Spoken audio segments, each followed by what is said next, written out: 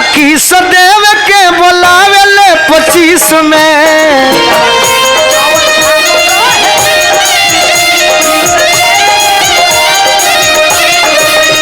दिलवा लेके जौन भागल रहे 20 में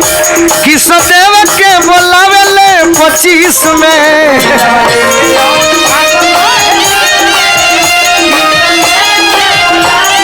और का कि हैप्पी न्यू ईयर बोले इंग्लिश में हैप्पी न्यू ईयर बोले इंग्लिश में किस देव के बोलावे ले 25 में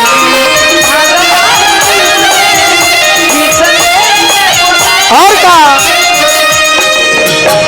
पहिला प्यार के उ नहीं खे हो भुलाइल सब नया साल में याद हमारा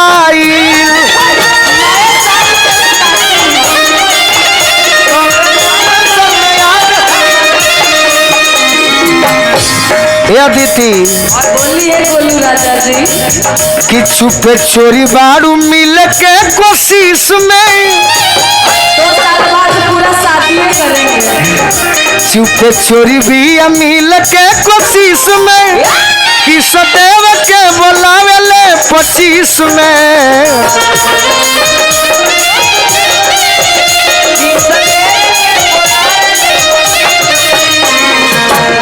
जौन भागल रहे 20 में किशन देव के बोलावे और का बड़ी खुश बनी हमें अदिति हम बहुत खुश हैं कि निहाल भइनी माल मिलल बा पुराना का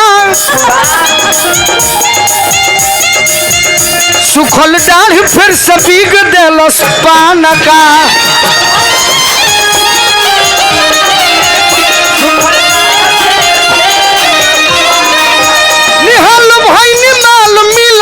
पुराना का सुखल डाल फिर से बिग देलस पान का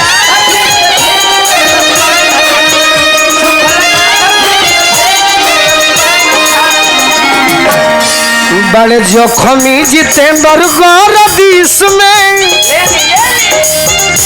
बड़े जोखमी जितेंद्र गौर 20 में किस देव के बोलावे ले 25 में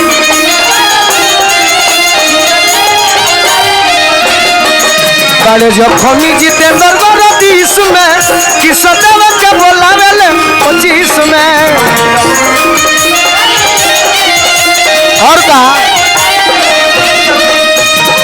तनी माइनर हो जाए सुनो दीदी मैटर हम दी लेनू कहाँ बा भगिना हमार वेल भोजपुरी से जीजा जी मैसेज कैले हैं